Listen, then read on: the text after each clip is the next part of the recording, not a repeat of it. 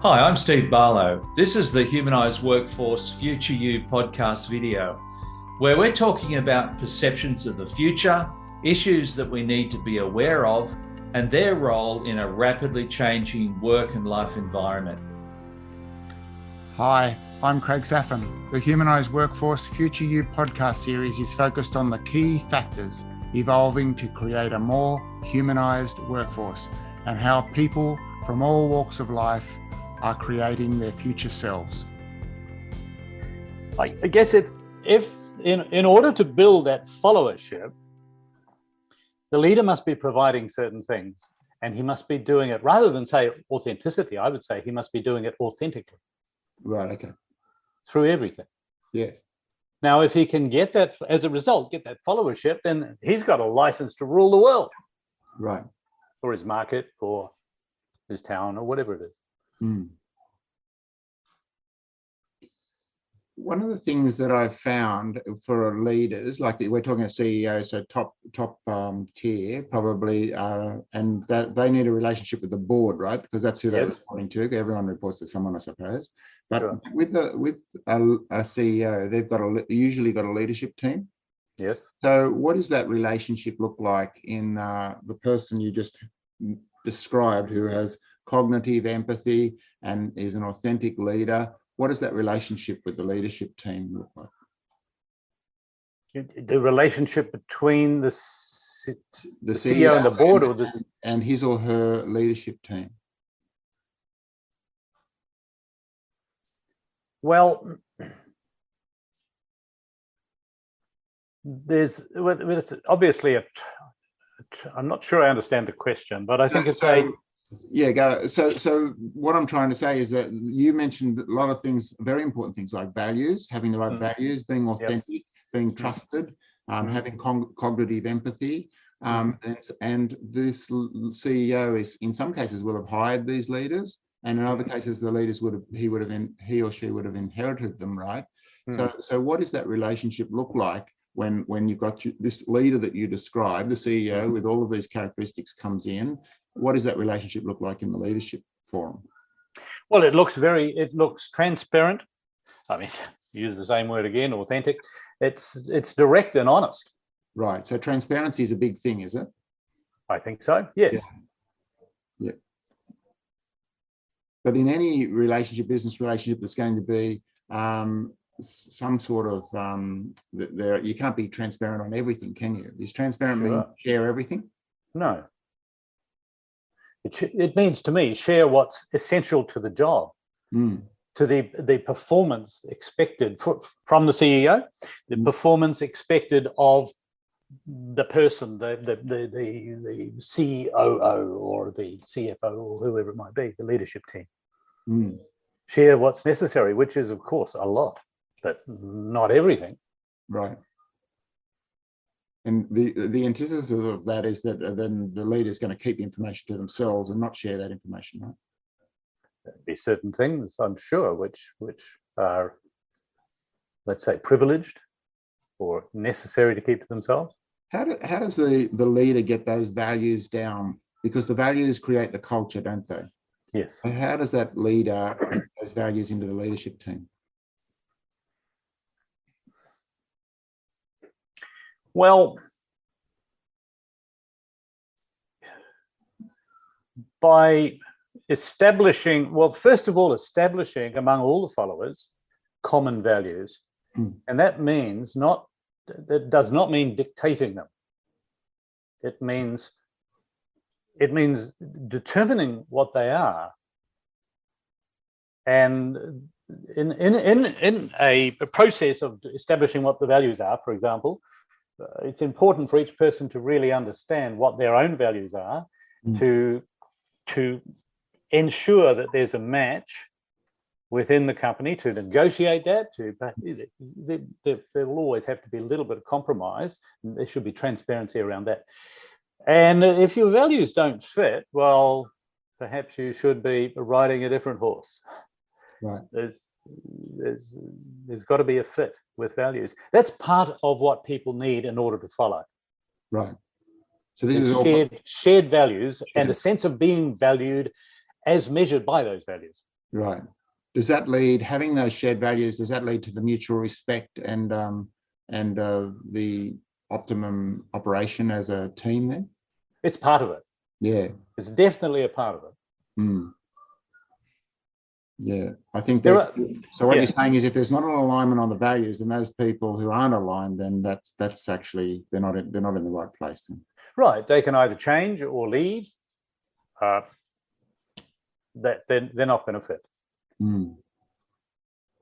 There's more than the values are part of a set of things that employees need in order to become a team, in order to follow the leader. In other words, for that leader to become a leader, these things must exist. Now, that's an interesting segue you just mentioned there. So we've got the CEO, we've got the leadership team aligned. So then you introduce the general employees.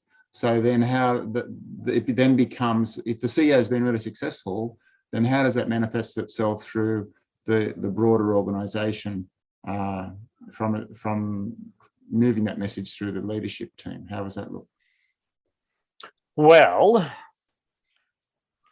I guess it's the same process on a larger scale. The values must be shared, I guess. They must be shared at that top leadership level. And then people in the organization should contribute to that determination of what the values are. Mm. You can't have, I mean, thousands of people. You can't have everyone's voice there, but you do your best. And then they're, I guess, messaged through the organization. And again, if people don't fit, they either have to change or leave. Right. And that's okay. Maybe it sounds a bit harsh, but that's the reality. And if too many people are leaving, maybe those values aren't quite right. Maybe you should reassess them. But at the end of the day, that or your hiring processes need reviewing. That's something. I think the hardest thing I've ever done from a sales and marketing perspective, the hardest thing I've done is let go of a high performing salesperson because the values didn't align. But that's exactly supports your point. Can I just switch quickly and just ask you about listening, the importance for a CEO to have listening skills and what that looks like, active listening or something? Sure. So what's the question? So how important do you think that is, or how does it look when you're a CEO? And because one of the things that's come up in the interviews that Steve and I have been doing is that listening is important. It's not necessarily something that's assumed. I mean, I know CEOs right now, they're not necessarily good listeners, but they definitely talk a lot. So can you tell me a bit about that? I can. So I think I can. Let's see. Listening it is a skill, and it's a skill that generally has to be learned. And the empathy I mentioned earlier, cognitive and affective, must both be applied. And empathy is a tool of listening, and listening is a tool of empathy. Okay. So one thing, learn the skill. At least read a book, take a course, do something, but actually learn the steps of listening. And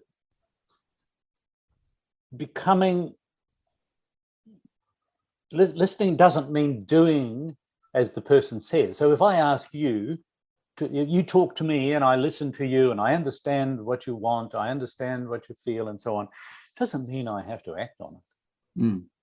But if I do it right, you will, first of all, I will understand things that I didn't understand before about you, perhaps about the organization, perhaps about other people.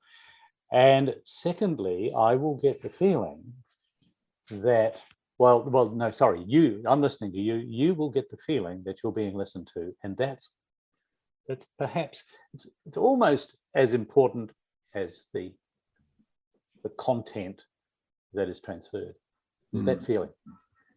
I think the interesting thing for me in that is that, quite often people who aren't listening are already onto the next question or interrupting before the person's finished. But a person who has been listening maybe is asking a second or third level question and digging down into what they're hearing rather than moving on. So, I don't think it's that hard to learn, but it does take, you talked about, cognitive empathy is a conscious thing. You've got to be constantly thinking about it. I think that's a similar thing. So thank you very much.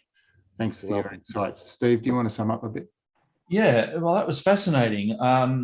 Thanks for that, Robert. I thought it was great. You started off by talking about the things that are constant and things that haven't changed, no matter what the world situation is like. There are certain things that are always the same.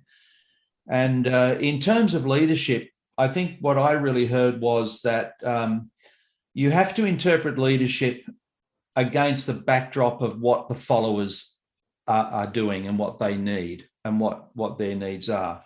So that it's not so much about the leader, it's about the leader in relationship to the people who he is leading. And there were 4 issues that came out strongly in what you said. And these are empathy, authenticity, transparency, and alignment. So in the empathy goes with the listening, and it's about the cognitive needs and the emotional needs of people that are being led.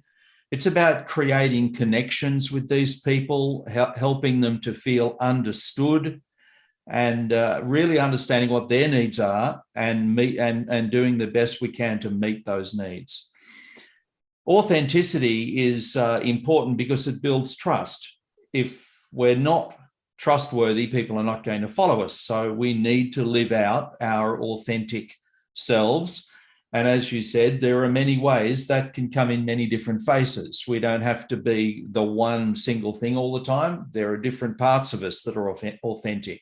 And bringing those in at the right time is how we can help people to have their needs met and help build the trust that is necessary. And then with the transparency, it's kind of about relevancy, reading the moment, understanding what bits of information are needed to be brought forth and which bits are not so needed. And I guess if we get that wrong, we can do some damage to the situation. If we get it right, we can amplify all the good stuff that can come out of it.